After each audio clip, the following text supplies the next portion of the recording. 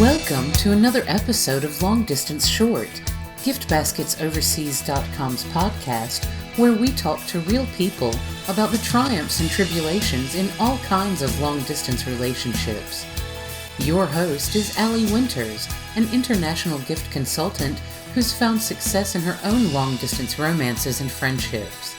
And here's today's topic: one immigrant's journey across the world in an LDR. Vrunda and Yatharth are a happy couple who found a peaceful nest and lived together after an exhausting LDR journey. Originally from India, now they live together in Canada. They've successfully migrated. However, they had to go through a lot of difficulties on their way. Allie is going to talk about what they faced and get their tips for surviving such hurdles. Let's jump right in, Allie. Hi dears, my name is Allie and this is your favorite long-distance relationship podcast, Long Distance Short. Today our guests are Vrunda and Yatharth, who came here to share their experience in an LDR. Hi Vrunda, hi Yatharth, how are you? We are good. We are good. Thank you. How about you? I'm doing pretty well. Thank you so much for asking. So Vrunda, Yatharth, of course before the exciting or maybe terrifying and horrifying story about your migration, your actual love story happened. That's how you met, that's how you started dating, and so on and so forth. So can you give us the understanding how it all started and also continued? Oh, yes. So actually, Yatharth was my senior in school, but we never had any sort of interactions, or in fact, I didn't even see him. He thinks that he saw me, but I didn't see him. So years later, I went to his place to collect some admission materials and all that. And few years passed by, but we were not in touch. And then when I was genuinely looking for a partner, we got in touch again. I think I have sort of manifested him. And the day we got in touch after 8 years, I was very sure that he's the guy that I wanted to get married to. So how many years ago did you meet? I met him 4 years ago, accidentally at one of our school reunion. Mm-hmm. When I first met her in 2016, it was like a flashback for me going back to 2008 at that time. But I remember, having a couple of glances here and there. That's when I spotted her in school. And then we just interacted here and there over social media during those 8 years till 2016. And then when in 2016 we met in person, so it was like a very, very, fast time-lapse journey. Okay, and that's interesting. So basically, you started your relationship not being on long distance, but kind of on short distance, and then you separated. So, I mean, the first time I interacted with him after like so many years was on social media. And back then he was in some other state and I was in some other state. Yeah, so initially when we started our conversation, it was on social media. And How long was and it? it was for, I think, 2 months. We had conversations on social media, on WhatsApp, etc., etc. And then this reunion happened at school.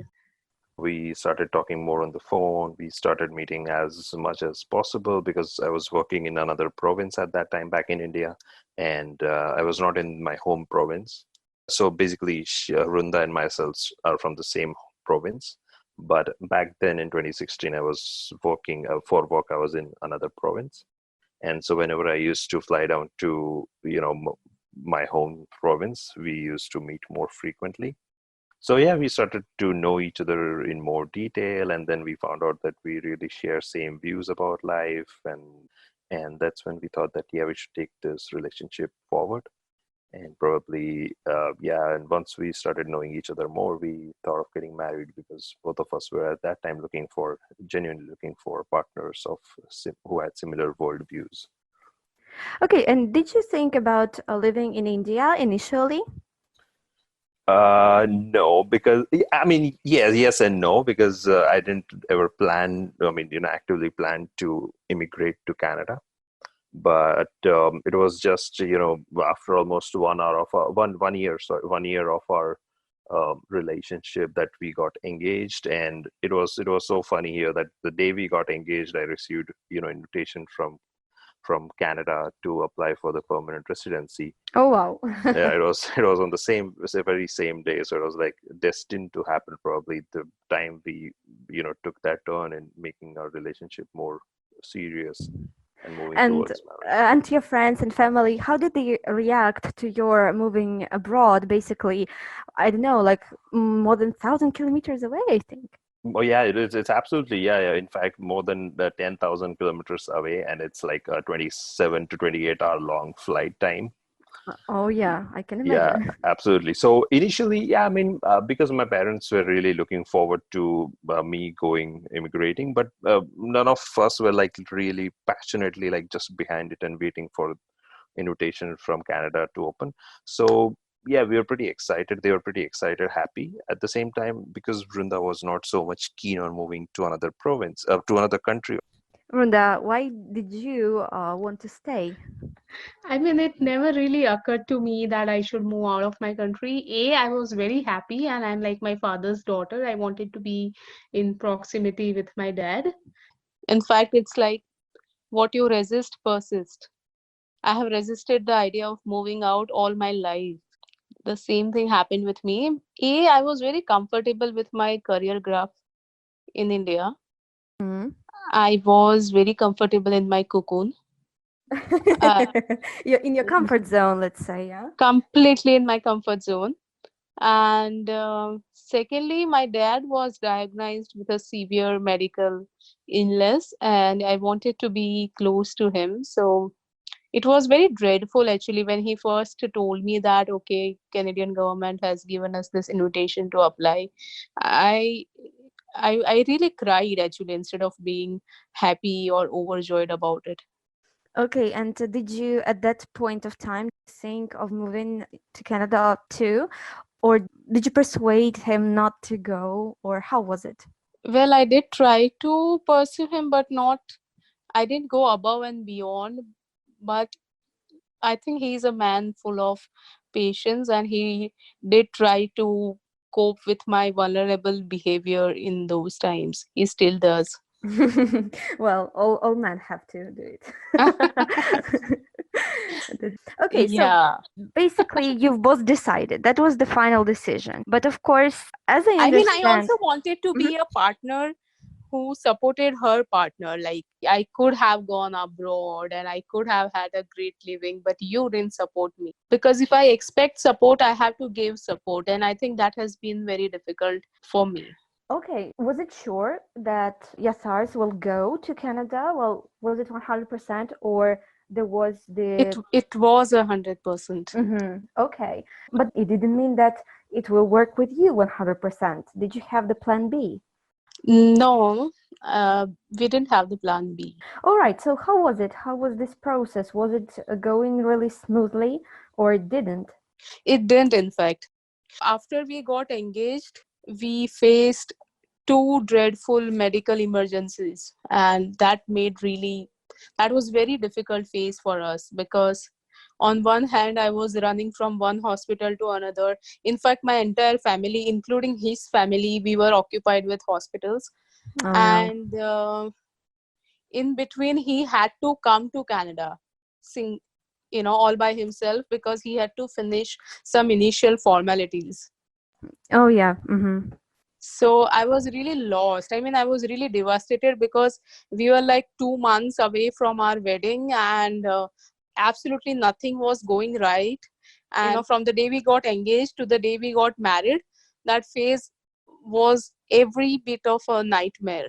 I mean, the worst of my nightmares came true in between. And for some days, Yatharth had to be in Canada. And I think that was the phase when it got worse. What helped you to go through it? How did you cope with that? I think I was really looking forward to my wedding. Like, you know how Indian weddings are, they are very royal, and all the nitty gritties of wedding, it kept me going. That what will be the food, how will I dress up, and the support by both the families. I think my in-laws really supported me very much in that process when I was dealing with this. They were there, they were equally excited. They were also in the hospital with us, and they were also designing our wedding cards. So cute. Yeah, so a lot of things were happening parallelly. And when he came to Canada for the first time, we were in different time zones. How many hours were between you and Uh, Yatharth? 13 hours No, away. no. It's like 10 hours. Yeah, okay, 10 hours. I 10 exaggerated. hours. Oh my God. Yeah. I had 7 and 6 with Yoshiki when he was in Japan. So I can imagine that, because when it's 4 p.m. here, he is already going to sleep. Yeah, it was definitely difficult, and I would say you only get a certain time window, and then you also have your daily course to finish. And I was here for the first time, and I had tasks to do, initial settling and searching for a job at the same time. And then she also had her job over there. So I think we still set aside time, and there were some days when we were not able to talk, but I think most of the days we were able to manage at least 1 hour in the morning and 1 hour in the evenings was usually a little longer, because then I could stretch my sleeping time a little. But it was indeed challenging. How long did you have to live like that? I think it was around 15 months. 15 months. So it's about like year and a half, around that. Almost, I think. yeah, almost around that much time. Did you have the idea that you want to kind of give up? Like at some point of time, you had this thought. Did you have it? I think the thought of giving up never came, but but we definitely felt a little frustrated at how the situation had evolved in the last few months that we had started, our relationship. But we always held on to each other very tightly. Our motto was, every day we wanted to love each other more than we loved each other yesterday.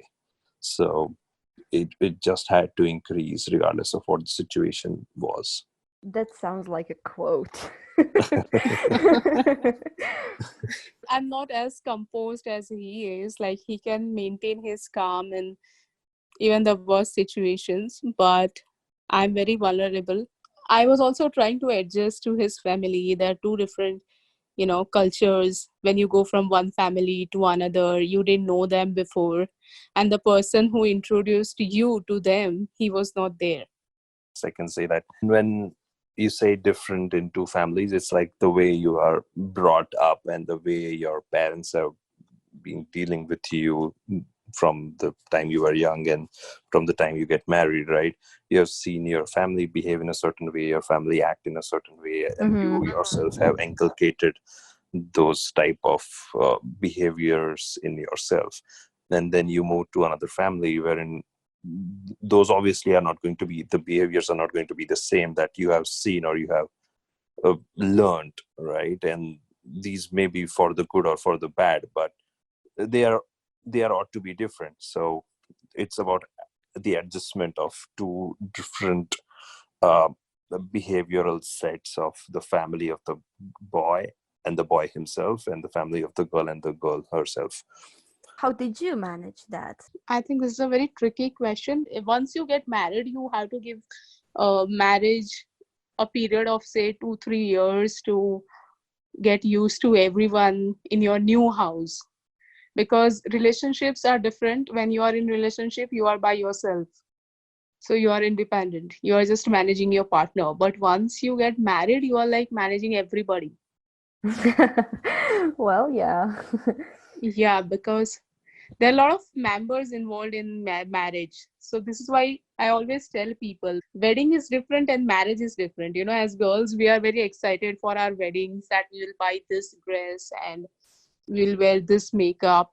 But wedding just lasts for a day. And marriage is a lifelong affair. That's when the difficulty starts to pitch in. So, do you really think that marriage helps to go through all these long distance relationship challenges like migration? In my case, I can say that 110%, because long distance did turn out to be a difficult task. So because I knew that I am in an institution of marriage, I have to make it work. Like, I mean, the pressure, the inner conscience, because also everybody is involved. So you tend to convince yourself that, okay, you have to make it work because now it's official. Now he is your husband. You cannot back out. And now, a few words for our sponsors, the international gift delivery company GiftBasketsOverseas.com. Sometimes a gift makes all the difference. Take the time to tell Grandma to get well soon. Surprise the love of your life with a timeless keepsake. Thank your office friends for their hard work. No matter where they are in the world, you can spoil them from one place, GiftBasketsOverseas.com. We make international gift delivery easy for you. Okay, and you married, and then this process of migration started, yes? Yes. For this 1 year and a half, basically, for 15 months, you just tried to get a visa, yeah, by all means. Yeah. That's right. Yeah. I did everything to get visa soon, but my visitor visa applications, they were also rejected. I did it twice. So for the And third time, you managed. yeah, so for the third time, I applied for my permanent residency. If you had the possibility to, I don't know, to turn back time, would you have changed anything?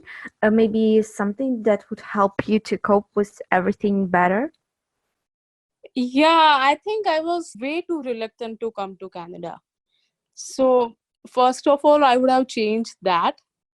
Mm-hmm. I think I could have taken advice from someone on long distance relationships before coming. Like what? So what you maybe know now that you didn't know earlier?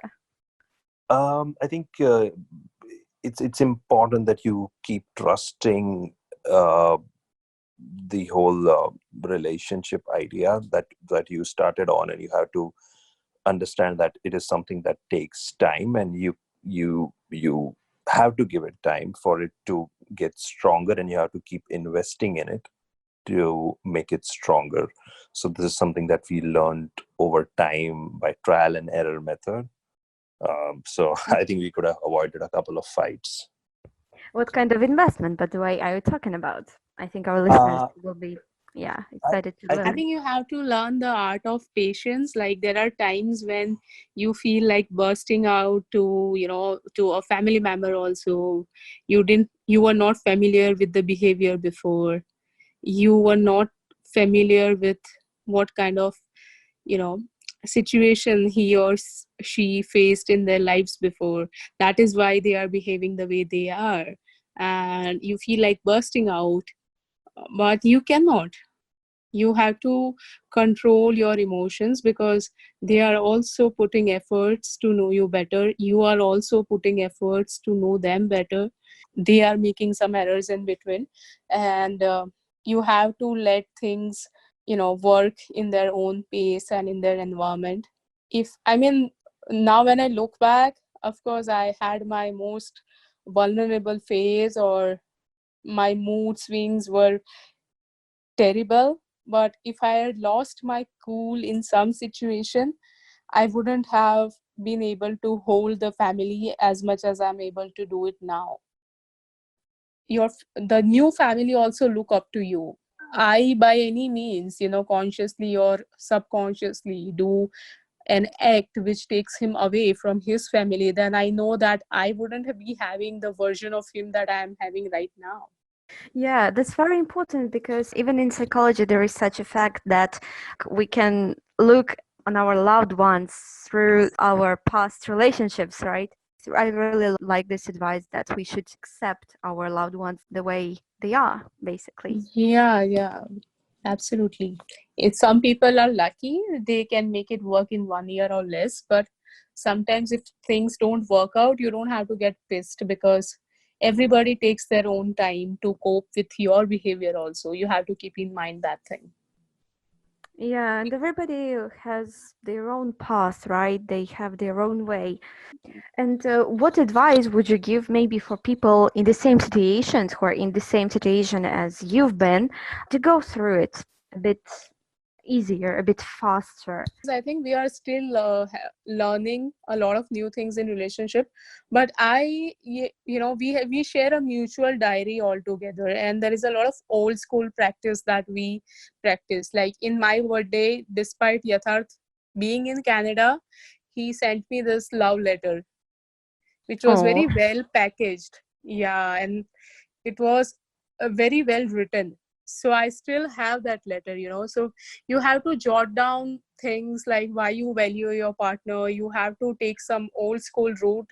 My suggestion to anyone, I mean, would be that in this relationship that you are in, whether it's a long distance relationship or any sort of relationship wherein you both of you are facing any challenges or feeling stressed out and feel like giving up at times, and I'm sure everyone has that phase. Some have some phase and some have a prolonged phase, but what I have realized is that each of you are responsible to not only hang on, not only love each other more than yesterday, to be committed to love each other more than yesterday, but also realize the fact that in this journey, each of you is sculpting the opposite person as you go. So there are some flaws in me that Vrunda is, you know, knowingly or unknowingly trying to improve in me, and there are some flaws in her that I am directly or indirectly trying to improve in her, and together on a daily basis we are moving towards a better us than we were previously, and that's what builds a stronger relationship every day. so it sounds like you're saying that long distance relationship and usual relationship, they are kind of really the same. Yeah, so they are not really that different. I would say in long distance relationship you get much lesser time to sculpt each other. So firstly, you don't get to meet. That's the biggest challenge, and it makes a big difference to actually meet and sculpt each other and not meet and do it over the phone. And you have to learn the art of maintaining your calm and peace and still sending that love across over the phone. So you get reduced times, not only that. So you get, instead of 24 hours, perhaps you get just 2 hours every day, or even less than that sometimes. So the challenge is also lies with the timings, and it is a very, very significant factor based on my experience. So because So the time is some kind of source, yeah. yeah, Uh, that's right. Yeah. mm-hmm. Okay, that's really nice. I totally agree with you in this, and I do hope that also I will succeed just as you, and You that will for sure. yeah. But I guess we need to make much effort. In the end, I hope everything will be fine, surely. And now you're away from your parents, and now you're in long distance relationship with your parents, obviously. Yes. Oh, yes, So that's right. how do you keep your long distance relationship with them in this way? So for me, if there is one thing that I'm really, really thankful to social media for, is that WhatsApp came just in time and video calling came just in time. So WhatsApp is really helping me being very, very close to my parents on a daily basis. So regardless of what the day is, or what meetings I have scheduled for the day, but I do make it a point to talk to them at least twice a day. And so does Vrunda make it a point to talk to them twice a day. If we are doing separate works, she talks to them at separate times. So we call both sides of the parents at least twice a day. So I call my in-laws and I call my parents, and Vrunda calls my parents and her parents at least twice a day. And we So have this these. is your kind of ritual, yeah, small ritual, let's say. Absolutely, it's absolutely a daily ritual, and if that ritual is not complete, we feel that the day is not over yet and we need to finish that ritual. All right. And how do they treat it? My dad is still like, you don't have to worry about your ticket prices. I will do your tickets. I'm like, I'm not worrying about ticket prices. But I know, because if I go to my home right now, I'll be very weak, and I will probably not come back if I go back now. So there is also one, medical emergency right now in our family, and despite being at our home, because thanks to COVID-19, we are not able to go and visit, our parents. Of course, with the influence of coronavirus right now, it makes literally everybody lock in their homes without meeting friends, loved ones, and we even cannot talk about trips here. Even this is a trip to our home. No way. So hard times we're having now. Yeah, it's a very difficult time. Who need us the most right now? And I really wish that we were there, but we are not able to. There is only much that you can do from your phone conversations or telephone conversations, especially in such hard times when you have to face hospitals. You know that you have to face hospitals soon. You feel like being there physically.